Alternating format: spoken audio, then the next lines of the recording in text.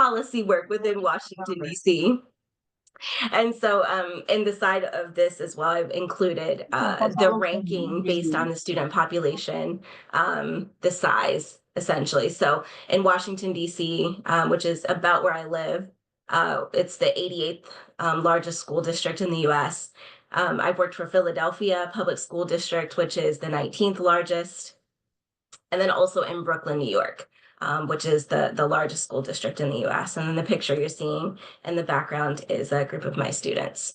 And so I've been fortunate to work with lots of different organizations and building, my skill sets around creativity and innovation, something that I am very passionate about. So what should we accomplish today in our brief time together? So by the end of our time together, I hope that we'll be able to describe why creativity and innovation is so important in the context of teaching and learning.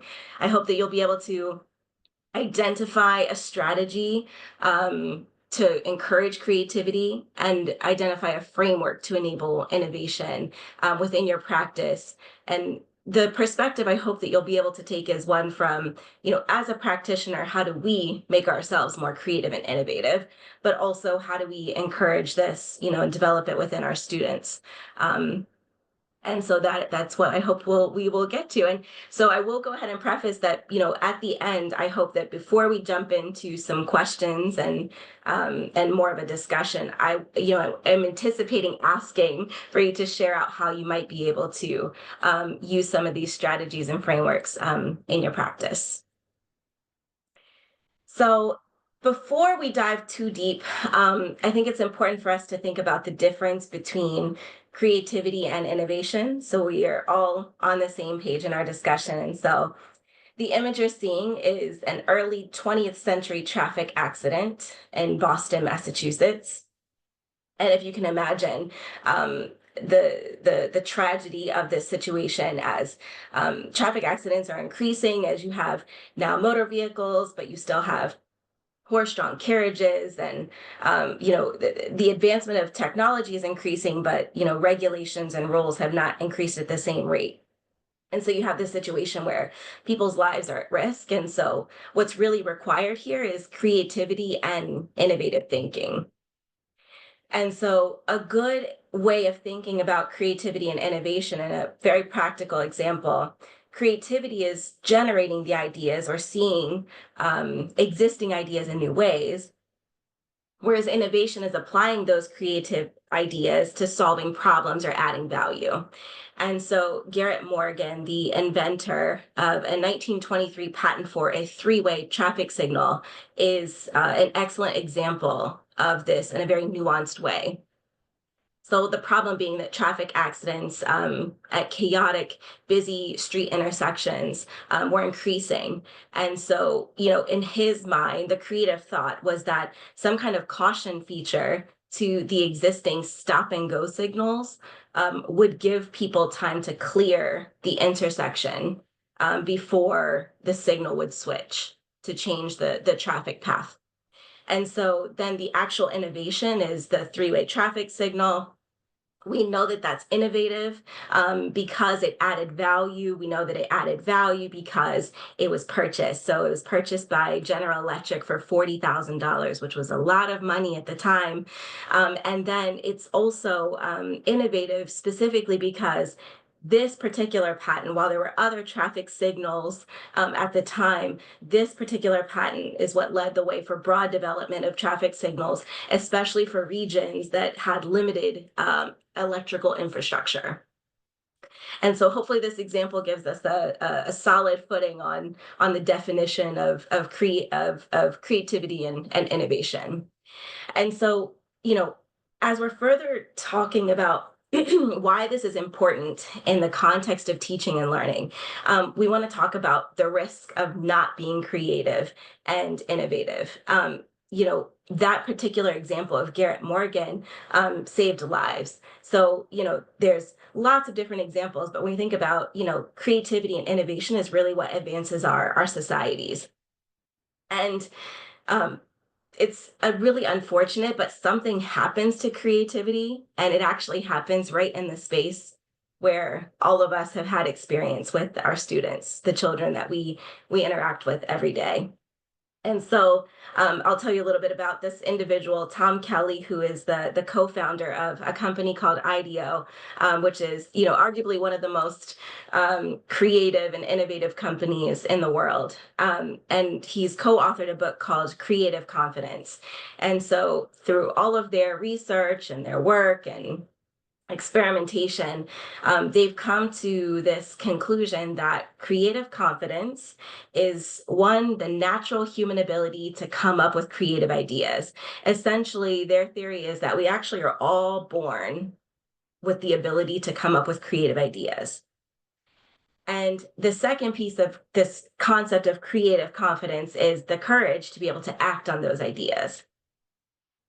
And so what happens is, unfortunately, over time, this creative confidence is impacted by things like social fears or fear of judgment, increased demands on time, increased responsibilities and reliance on routines, and an over reliance on technology. And so, in his book, Creative Confidence, he discusses this phenomena of going into a school where he's, they're talking with different groups of students in different age ranges. And if you go to the youngest group of students, the kindergartners, first grade, second grade, before the age of 8, and you ask them who's an artist, all of them raise their hands. And some of them are raising 2 hands because they're so excited about their creativity, their creative abilities. And then as you go into older ages, you find that fewer and fewer of the students are willing to consider themselves creative. And it's typically because of, some of the factors that we've just discussed. So, this is the risk that we face as, educators when we are not, really trying to build this muscle memory, this ability to, be confident with our creativity, so that we can be innovative in both how we perform in our academic endeavors, but also post our academic endeavors. And so we're not going to go deep into every single piece of the landscape for how creativity and innovation can show up in teaching and learning, but I wanted to show you that really it's all of these areas that you can employ methods of creativity and innovation, whether it's in our teaching methods, how we assess and have students reflect on their work, the use of technology, the classroom environment, their extracurricular opportunities that students can engage in, student voice and agency, the curriculum and lesson design. These are all areas of our teaching and learning landscape where creativity and innovation can flow. And so what we'll do today, to give you some practical, pieces that you can use, hopefully immediately in your mentee relationships or in the classroom experiences, we'll talk about some of the mindsets related or mindsets required for a classroom culture that fosters creativity and innovation. And then we'll talk about some of the strategies for creativity and some frameworks that you can use for innovative thinking. And so first up, really in having an intentional classroom culture that supports creativity and innovation is key. And it's something that we as instructors, educators can set and set the tone for our students. And a way you can do that is by modeling and narrating the skills and attributes or attitudes for a creative classroom culture. And so we'll start at the very bottom, the idea of like foundational individual attitudes that are core for being a creative thinker. The idea of growth mindset, optimism, and curiosity. This idea that I can learn and I'm a forever learner, being able to instill this desire to deep dive into subject matter and content, to learn and grow my own ability, but even just for the sake of an enjoyment of learning. Social emotional skills that we would want to nurture are active listening, because oftentimes we have creative ideas based on something that someone else has said or sparked or inspired within us.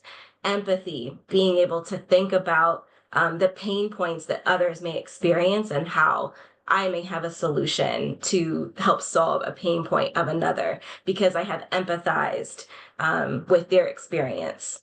Diverse perspectives and collaboration.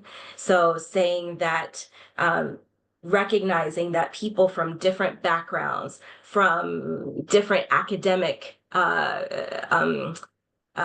capabilities will be able to contribute something that if I can take pieces and learn carefully from each of them, that I may be able to put together a comprehensive solution. Some of the cognitive skills are creative thinking, solution-oriented thinking, and imagination. And so many of you have studied these for long periods of time. The idea of not just thinking about the words on the page that you may read, but thinking about the implications of those words. Not just seeing numbers on the board, but saying, what do those numbers mean in context of real world problems or real world problems and solutions. And then continuous improvement attitudes, the idea of being able to reflect, being resilient and adaptability, knowing that many things in life are not permanent. So taking time to reflect on my experiences, using those experiences to help me build new ideas, think more creatively in the future, being able to bounce back from failure, being able to also see how the solution I may have built wasn't perfect, or a way I was thinking about something wasn't right initially, but if I just shifted my thinking, now I can see how it applies. So these are the mindsets, the attitudes and the skills that we want to set for a classroom culture that would foster creative and innovative thinking. And so now let's talk about some very practical, tangible things that you can, do within classrooms, share with your mentees to encourage creativity first. We'll start with the creative mindset. So some examples, one is this idea of divergent thinking exercises. So you would ask your students, how many ways can you represent the number 100? And you can think about all the different ways. This is an entry level introduction to creativity. It's broad. It's lots of accessibility to a question like this. And then getting a little bit more in depth, a little more requiring a little bit more complicated thinking. You've got brainstorming. And I would say that this is probably one of my favorite strategies that I used in the classroom. The idea of collecting all of the ideas or all of the answers to a question from everyone and suspending judgment until all of the ideas are exhausted. And then only once have you done that do you then start to assess the ideas. And then, based on some kind of determined criteria to come up with a group answer. What I loved most about brainstorming in this way is that students began to build connections off of each other's responses. So they would not be stuck on their own ideas and they were listening to each other. And because no one was judging the initial suggestions, there was an opportunity for students to think more deeply and more creatively. They weren't hindered by the idea that someone has just said, no, my answer can't be right. There's no way it could be right. And so this was one of my favorite strategies to employ in the classroom. A simple one that we can do every day, analogies and metaphors, asking students to think through, how is teamwork like a symphony?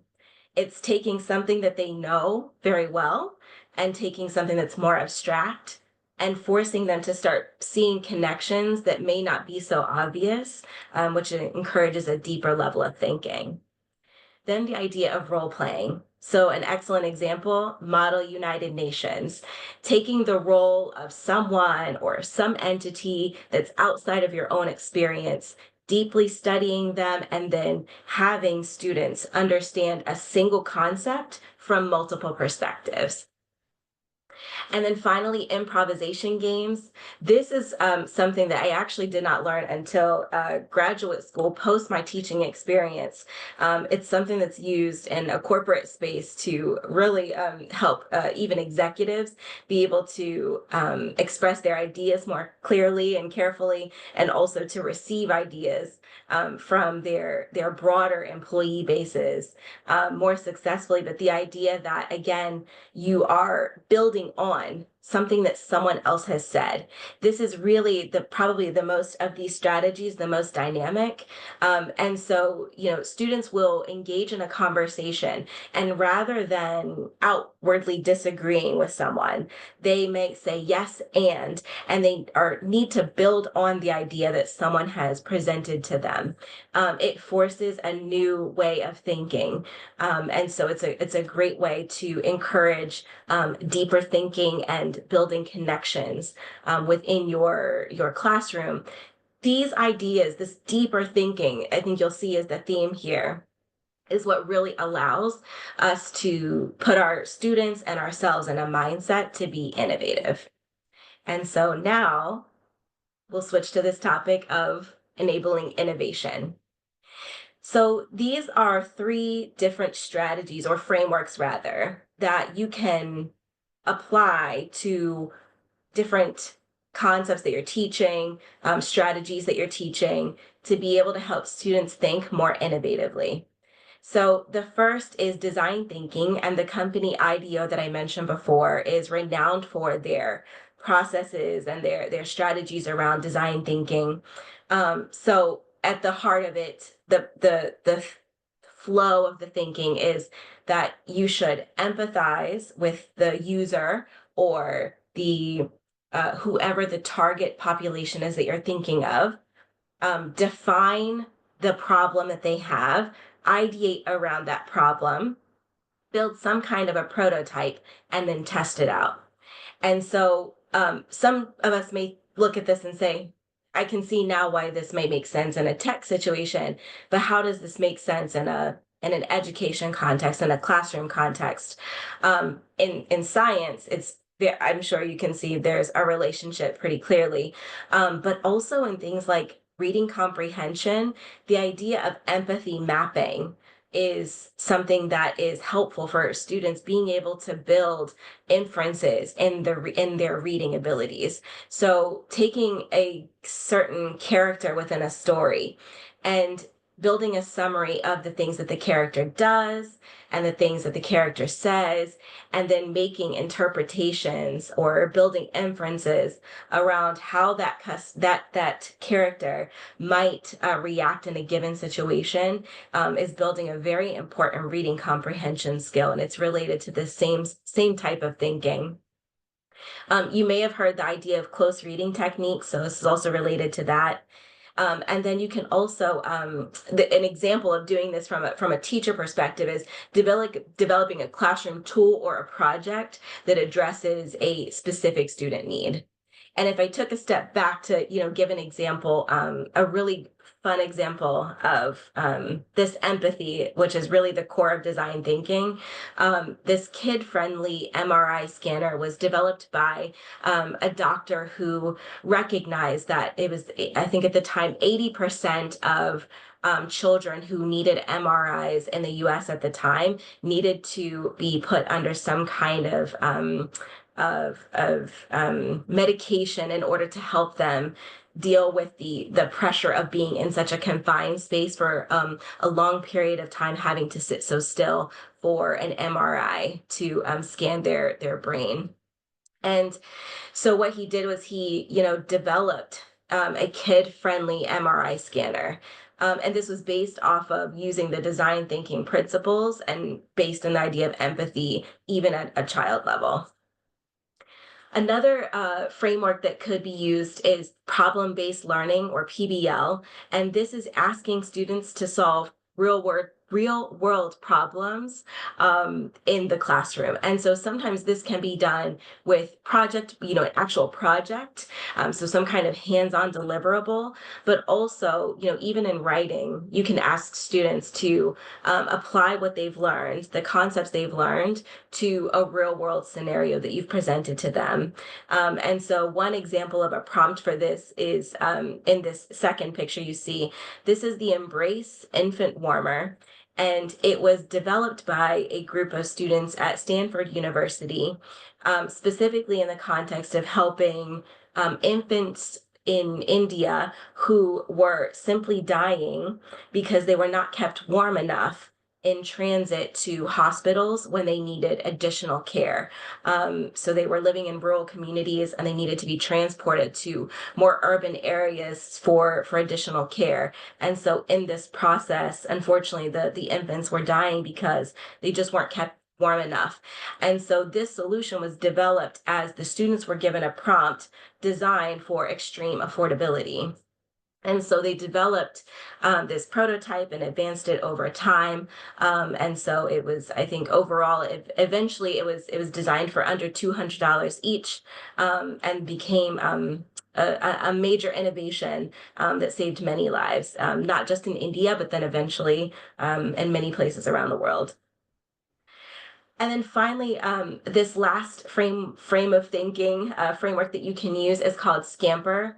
And this is the idea of being able to modify existing ideas with substitutes, combinations, adaptation, modifications, putting something to another use, eliminating, or reversing. And so you can see this one is a way more straightforward, but you're asking students to think through what are different approaches to something that may already exist, which is sometimes a good way for students to think through new innovation, because telling students to come up with something from scratch on their own may feel a little intimidating. Sometimes giving them something to start with and asking them to employ one of these strategies gives them a little more confidence that they have the ability to be innovative. And so an example also of that from a teaching perspective is us reinventing a traditional assignment into something that's more like a multimedia project. And so I've shared lots of different examples with you around strategies for encouraging creativity, frameworks for enabling innovation. And I know many of you have probably experimented with these before. So I would like to take a moment now to just open up the floor. I would love to hear your reactions to these session goals today. So why do you think that creativity and innovation is so important in our context? And what is a strategy that you have identified either today in our conversation or outside of this conversation to encourage creativity? And what is a framework that you've, heard today that excites you that you want to use immediately in your context for enabling innovation, or one that you've heard elsewhere? Well, first, I want to say a big thank you, Ashley. That was very informative. Uh, so many things to learn and unlearn as well in what you said. So many hands-on engaging activities. Thank you so much. So, mentors, now it's your turn. Which one of the things that Ashley has mentioned do you think you would like to try out? Or is there something you've already tried out with your students in your classroom? Um, what kind of activities are you going to take home from what Ashley has said? Please type in the chat. Maybe it's something you've been doing already, you can share with us. Maybe it's something you're going to take home from what Ashley has said. Please type type in the chat, or you can unmute and speak to her. And yes, this is a great time for questions. Also, that's all that's left is for us to just now have a discussion around what this can look like in our classrooms and our context. So the idea is for us to be very practical with you taking something away that you can use today.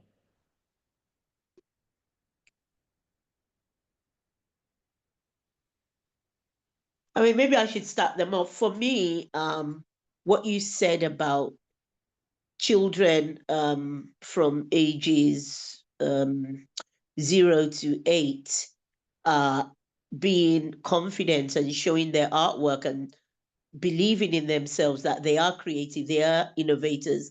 And then as soon as they get into the age 8 and above, they're a bit more critical of themselves.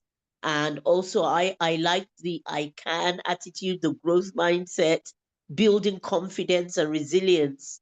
And that is something we talk about as mentors to our mentees. We have this, is it Angela Duckworth's resilience video that we always share. So that is something that resonates with me.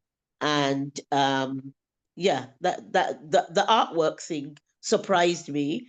And it's something that, you know, I'm going to take home. And when I'm in the class with older students, why has that enthusiasm and creativity, why has it been, you know, shut down, as you said? So that's something that I've picked up. Anybody else? You can unmute and talk. Mary Akach, she's saying inquiry-based learning and projects. Oh, sorry, let me try to read that. And it looks like Ojoro has a hand raised. Yes, Ojoro Aziz. Can you unmute? Ojoro Aziz, you can speak. May I speak? Good evening, yes, everyone. Go ahead, please. Go ahead. That was a wonderful presentation. Thank you so much, HP. Thank you, Gerais, and thank you 1 million teachers for the privilege. My question is that, I mean, from what you have said, not really a question, is concerning what late Sir Ken Robinson mentioned in one of his videos, Escaping the Death Valley of Education, that we kill curiosity and creativity of children at early age. So for me, one should manage the amount of no's when you start telling students no to many things. So it kills creativity. So one should give them the freedom to explore and express themselves. So from what I've learned this evening is that when you want to give an assignment, in order to encourage creativity in our learners, we should make how to respond to the answers. We should make it open. Some could be graphical in trying to respond to the assignment. Some could, maybe the ones that are audio learners, maybe they want to make a voice recording to respond to the assignment. What I'm trying to say is that to encourage creativity and not kill it in our classrooms, we should keep our class open to how our learners want to respond to whatever we are teaching them. Thank you. Yes, that's great. Thank you. Yes, I'd love to add on to that. I'm glad you shared the idea of open-ended questions. I think sometimes, I don't know if this has happened in all contexts, but in the US specifically, you know, testing students has become an increasing problem in some ways. So, you know, assessing our students' ability for mastery of different concepts is very important. And in the US, the context of being able to ensure equity, it can be very important to do so. However, sometimes we end up teaching test-taking skills versus teaching the deep thinking that's required. And so you end up, you know, then taking away any ability for students to build creativity and innovation in their thinking. And so open-ended questions is an excellent way of being able to drive that.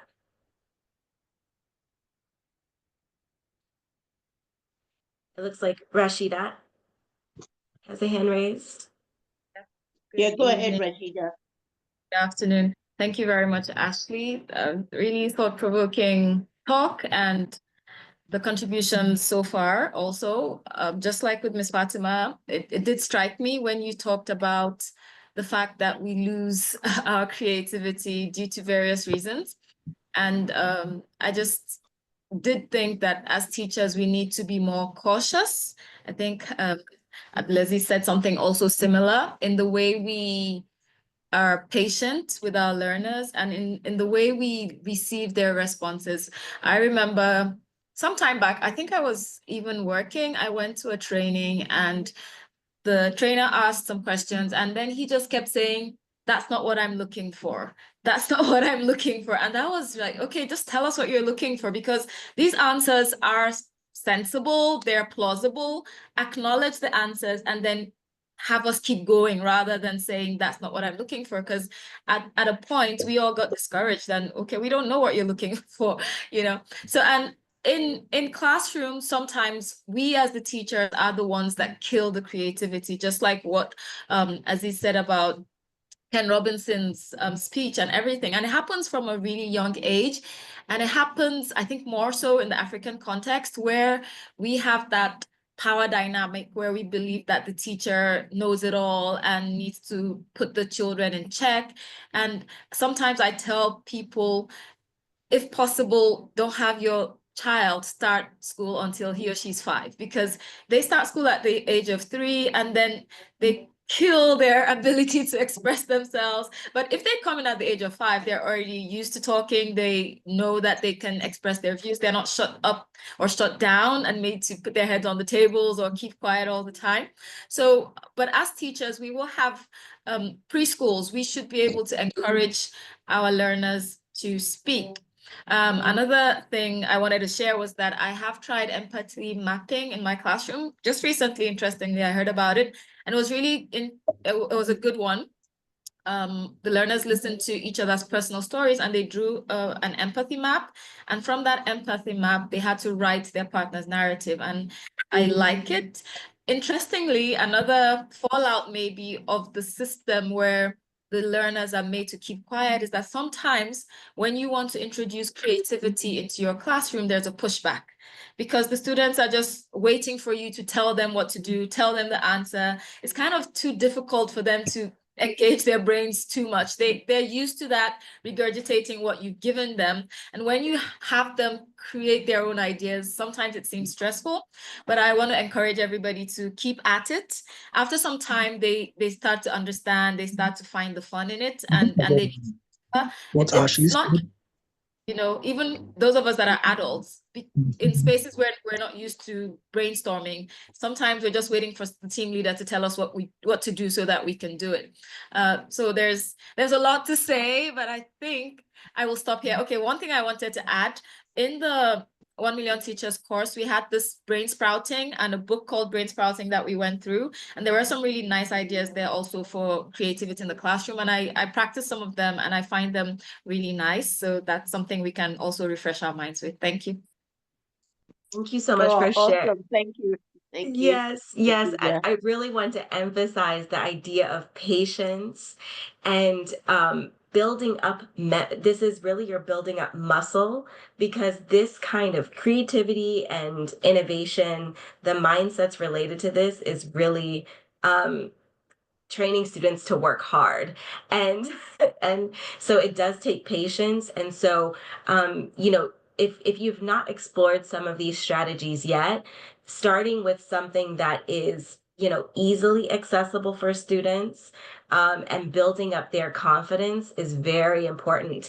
And one way, very simple way to build confidence in students around these ideas is modeling it yourself and narrating it. So in your classroom context, being able to say, I see this student is thinking about this problem from multiple perspectives.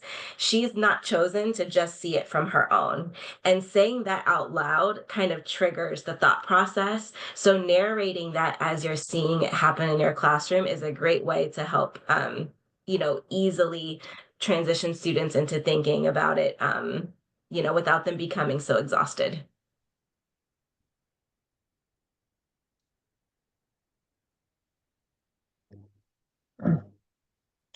Also, recently I've heard of terms like talk to your partner or silent solo, you know, giving them time to think, and peer-to-peer learning as well. That also helps them. Yes, turn-in talks were a constant go-to for me because at that point, students are able to, that's a good entry point for the judgment, the social judgment piece. If I can share with just one partner, right? I'm turning and talking to one peer at a time, and it's just the two of us sharing. I'm seeing that they're not judging me for my idea, but we are just exchanging ideas. Then I'm more confident to share it out loud. And then you start pairing that with something like the yes and. You ask a student to build on what someone else has said. That's where you start to build a dynamic conversation among your students as well. Very good. I love that. Yusuf? Yes, good day. Yes, thank you, Yeah, go Ashley, ahead. for the beautiful presentation. Yet, in addition to what others have given their idea on, I think it's important to be purposeful and intentional when it comes to being creative and innovative in classrooms.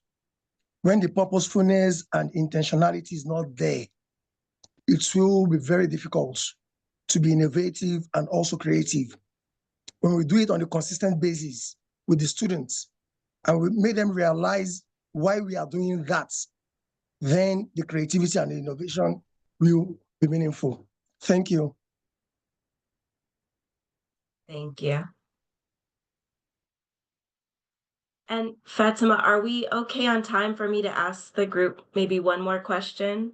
Yeah, you've got 3 more minutes. Okay, great. I would love to shift the conversation to something that I think can be more difficult for us as educators, but when there is a quote unquote right answer to a question, a right answer to the assignment, how do we still build creativity and innovative thinking as we're facilitating students to getting to, a single source of truth or a single correct answer in like a context of math or, even in some science contexts even.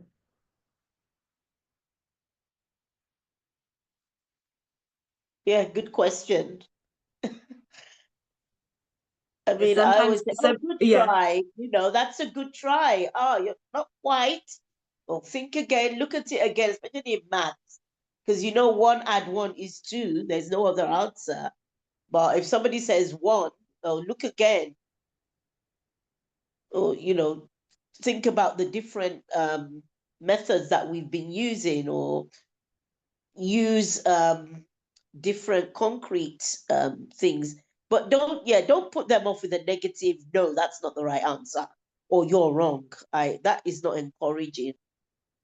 But anybody else wants to share? A student hasn't got the answer you want. What do you say? See Oluwatobi? Oluwatobi, Okay. go ahead. Yeah, good evening. Thank you. Good evening.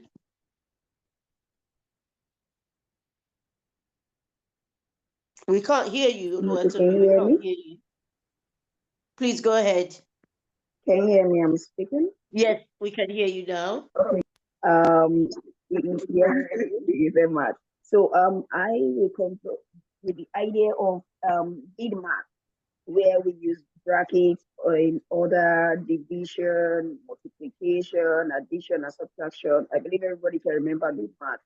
So students can do something using big math and then probably bring in division, multiplication before division, or maybe subtraction before addition, not in the right order, and getting a particular result. So in that case, it's not telling the student that you hadn't used the right method, because the right method is still math, just that you hadn't followed the right process. So it can be, it's more like trying to encourage the student that true, yeah, you went through big math, but something went wrong. And for addition, sometimes they can add a negative figure with a positive figure, forgetting the fact that it was a negative figure being added. So like for instance, if you have -3 plus 2, a student could have said, oh, that means 3 plus 2, and that's 5, whereas it's -1. So in that case, we have to let the student know where he or she got it wrong. Not that he or she doesn't know the process or the method, but that it went wrong while adding or subtracting or multiplying and the rest. Thank you. Yes, I agree. And I will build on and share maybe two other strategies that you can use in this case. So the first is asking the students to prove it. As we're asking students to prove their answers, and to ask them to prove it a second way. So, for example, if you're thinking about the different ways that you can represent the number 100, for example, if they've said an answer and it's incorrect, you can say, "Can you prove it a different way?" And allow the student to come to the assumption that they're wrong on their own. That is a good way for them to develop, this kind of creative thinking. And when we got to, we were looking at the pyramid of the mindsets that are required for creative and innovative thinking, the idea of adaptability, of resilience, and the growth mindset piece is on the bottom of it too. But that idea of being able to check my own work and also receive feedback and be able to see things differently is really important. And so you can ask them to try to prove it a different way and get to that assumption that they're wrong on their own. Another way is to encourage students to build a culture of a normalization of feedback and acceptance of feedback by having them agree or disagree with each other's answers. So having a student, this is something that you have to really build up, the culture for in your classroom, but a student feeling comfortable sharing their work that's incorrect with the class, having students share whether or not they agree or disagree with the student's answer, and then having the student share different ways of thinking about the problem to allow that student to course correct their answer. These are also engaging ways of building the mindsets that will help with creative and innovative thinking when you have, kind of a single answer. And on that note, I think I'm at time, so I want to be very respectful, but I'm very grateful for the time and being able to join you today. I have learned a lot from you in our conversation. And so I'm very excited and grateful for all of the work you're doing, and keep up the great work. And I look forward to hearing from you all again soon. Oh, thank you, Ashley. It's been an inspirational evening. Really, really learned so much. And we're relearning as well. Like we said, in our 1 Million Teachers Black Belt course, we do have things like brain sprouting and blended learning and lots of the things that you've mentioned today, but we tend to forget and not go back and relearn them. So you've really brought back a lot of memories, and we've learned so many skills to help our students learn and to help us as mentors, to help our mentees. We are really grateful and appreciate your time. Thank you so much. Have a nice day. Is Tunde there? Can I hand back to Tunde? I think he had to drop. All right then. I don't know. Is it being recorded? It would be a shame if we have. It is. Yeah. So once we all log off, you should still be able to access it just fine. All right then. Thank you. Thank you, once everyone. again. Have a good evening. All right then. Bye. Bye-bye.